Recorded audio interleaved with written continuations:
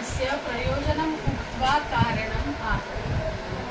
काय केलंय मम्मटांनी आतापर्यंत प्रयोजन सांगितली, आता मात्र काव्याचं कारण ते सांगताय की काय काव्याचं कारण. म्हणजे एखादा कवी काव्य करतो तर काय कारण.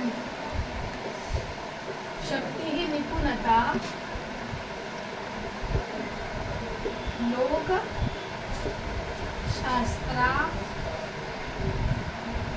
लोकशास्त्र काव्याध्यवेक्षणात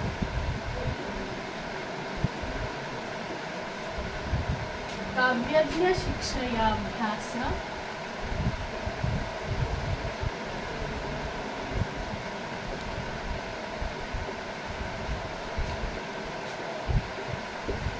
इति हेतुः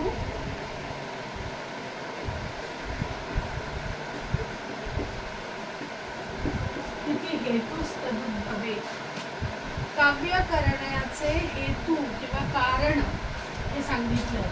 हे काय काव्य हेतू किंवा कारण. काय पहिलं सांगितलं त्यांनी शक्ती, हे पहिलं कारण आहे किंवा हा पहिला हेतू. शक्ती म्हणजे बळ, बरोबर आहे, त्याला काही वेगळं नाही. परंतु हे बळ कशाचं आहे हे महत्वाचं. जेव्हा सामान्य माणूस एखाद्या गोष्टीला पाहतो तीच गोष्ट कवी देखील पाहतो, परंतु पाहण्यामध्ये अंतर असतं आणि समजून घेण्यामध्ये अंतर असतं, बरोबर आहे. कुणाला जी वाहती नदी आहे तिला पाहून छान वाटलं, एवढं सामान्य माणसाला वाटतं की नदी वाहते तर कसं वाटतंय, छान वाटतंय. परंतु तेच जर कवीने पाहिलं तर त्याला भगवंताची किंवा ईश्वराची किंवा निसर्गाचं हे प्रवाही असलेलं सुंदर गाणं पण वाटू शकतं, बरोबर आहे. ज्याचा खळखळ मधुर आवाज हे जणू काही त्याला एक रिदमॅटिक मुवमेंट आहे असंही त्याला वाटू शकतं. म्हणजे कवी मनाचा जो व्यक्ती आहे किंवा जो कवी आहे तो आपल्या बुद्धीने, मग त्याची बुद्धी कशी असते, तीन असते. कवीची बुद्धी त्याच्यामध्ये तिन्ही गोष्टी या चांगल्या प्रकारे असतात. कोणती, प्रज्ञा, मेधा आणि प्रतिभा. प्रज्ञा म्हणजे ग्रहण शक्ती, की काय घ्यावं हे त्याला माहीत असतं, कशा पद्धतीने घ्यावं. मेधा म्हणजे धारणा शक्ती, ते पाहिलेलं जे आहे ते कशा पद्धतीने धारण करावं. आणि प्रतिभा म्हणजे नवनवोन्मेष शालिनी, नव्या नव्या कल्पना निर्माण करणारी ही प्रतिभा शक्ती. या तीन शक्ती ज्या त्या कवीच्याकडे असतात बुद्धीच्या, त्याने तो अशा पद्धतीने पाहतो की जो न देखते रवी तो देखते कवी. जे सूर्यालाही दिसत नाही ते त्याला दिसते. मग हे काही रला रण टलाटा करून कविता जमत नाही. ही शक्ती कशी असते, कवित्व बीज रूप. हा बीजरूपी संस्कार आहे. म्हणजे असा एक संस्कार आहे की जो जन्मलेल्या प्रत्येकाजवळ नसतो. कविता करण्याआधी कविता कळायला हवी. कविता करण्याआधी तितकं संवेदनशील, भावनाशील असायला हवं. कोणत्याही गोष्टीला वेगळ्या दृष्टीने पाहण्याची एक दृष्टी हवी. हे सगळं जन्मजात असतं. मग कौशल्य मिळवता येतं नंतर सरावाने, बघून, अनुभवातून, ठीक आहे. परंतु ही शक्ती मात्र त्या कवित्वाचं, आता आंब्याचं झाड इथे लावायचं जेणेकरून मला भरपूर आंबे खायला मिळतील, माझ्या 7 पिढ्यांना आंबे खायला मिळतील, असा जर हेतू असेल, सॉरी असं जर कार्य करायचं असेल तर पहिलं काय करावं लागेल, बीज आणावं लागेल. पोय लावावी लागेल ना, न लावता झाड येईल का, नाही. कवित्व बीज रूप संस्कार विशेष नाम शक्ती. ही शक्ती कशी आहे, ते कवित्व पाहिजे ना माणसामध्ये. हे कवित्व, कवी असण्याची लक्षणं ती बीज रूपाने पाहिजे, तर त्याचं झाड होईल. तर तो पुढे या सगळ्या गोष्टीने काव्य नव्या नव्या करू शकेल. हे निर्माण व्हायला आधी हे पाहिजे, ग्रहण करता आलं पाहिजे, धारण करता आलं पाहिजे, मग कल्पना आहेत.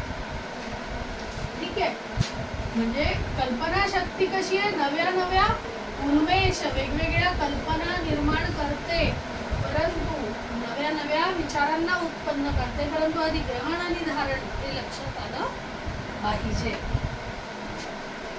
त्यांनी काय म्हटलंय की ही शक्ती जी आहे हिच्याशिवाय याम विना, या शक्तीच्या शिवाय काव्यम न प्रसरेत, काव्य निर्माणच होणार नाही. म्हणून काव्याच्या हेतूमध्ये काव्य निर्माण व्हायचं मुख्य कारण काय, काव्य कशासाठी करायचं हा वेगळा भाग आहे, परंतु काव्य कसं निर्माण होईल, काव्य निर्माण होण्यासाठी कोणतं साधन आहे, हेतू काय, कारण काय, तर पहिलं काय, शक्ती पाहिजे.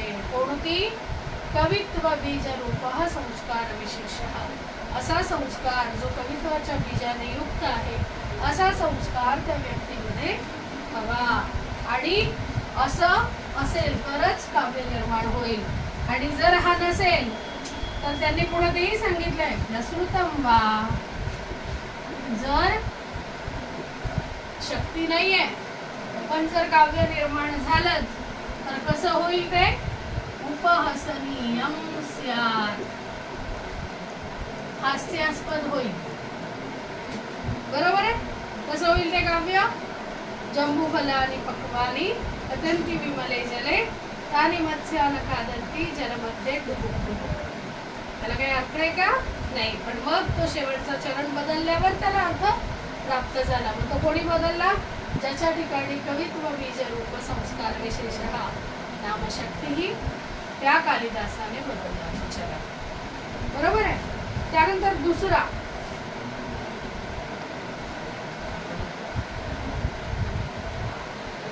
लोक शास्त्र काव्य इत्यादी अवेक्षणात लोक शास्त्र काव्य इत्यादींच्या सतत अभ्यासातून, पाहण्यातून, निरीक्षणातून काव्य जन्माला येऊ शकतं. मग लोक म्हणजे काय, स्थावर जंगम आत्म लोकवृत्तस्य. लोक किती आहेत, एक स्थावर आणि दुसरा जंगम. स्थावर म्हणजे जड आणि जंगम म्हणजे जे गमन करतं, जे चेतनायुक्त आहे, ते ज्यांना गती आहे आणि ज्यांना गती नाहीये, असे हे दोन लोक आहेत. यांना लक्षपूर्वक निरीक्षण त्यांचं करावं लागतं, त्याच्यातून काव्य सुचू शकतं. शास्त्र, मग आता शास्त्र किती आहेत, छंद, व्याकरण, त्यानंतर अभिधान कोश,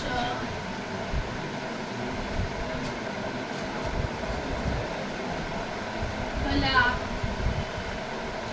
चतुर्वर्ग. चतुर्वर्ग म्हणजे चार पुरुषार्थ, धर्म अर्थ काम मोक्ष, हे चार पुरुषार्थ.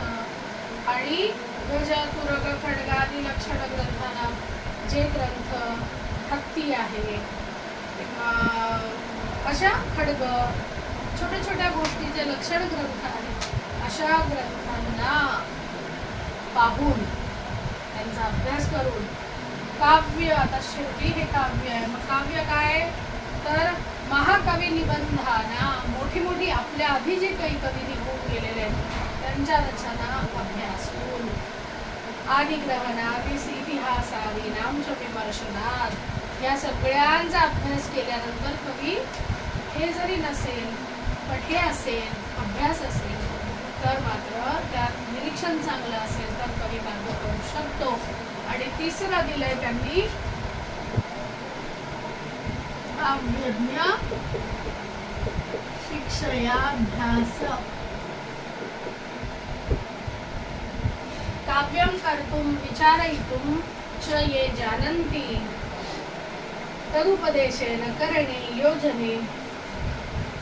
पहा, जे काही काव्य करणारे आणि ज्ञ म्हणजे जाणणारे आहेत यांच्याकडून शिक्षा प्राप्त करून त्या पद्धतीने काही कवी काव्य करू शकतात. म्हणजे 3 गोष्टी काव्य करण्यासाठी पाहिजेत. एक शक्ती, एक निरीक्षण आणि तिसरा काव्यज्ञ शिक्षा या अभ्यास.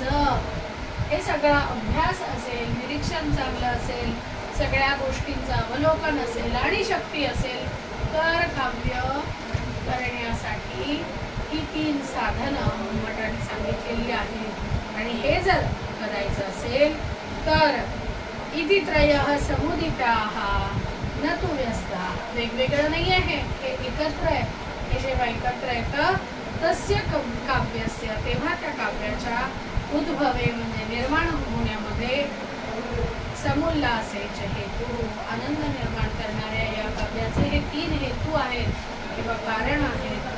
हे नतु हेतवः, हे खूप 3 कारणं नाही आहेत, खरं तर हे एकच कारण आहे. काय? शक्ती, निपुणता, लोकशास्त्र काव्याद्यवेक्षणात काव्यज्ञ शिक्षया अभ्यास इति हेतुः म्हणलंय त्यांनी. एक हेतू आहे हे सगळ्यांना मिळून, पण आम्ही अभ्यासाच्या दृष्टिकोनातून ते 3 हेतू सांगतो. तदुद्भवे काव्य निर्माण करण्यासाठी शक्ती पाहिजे तर निपुणता येईल.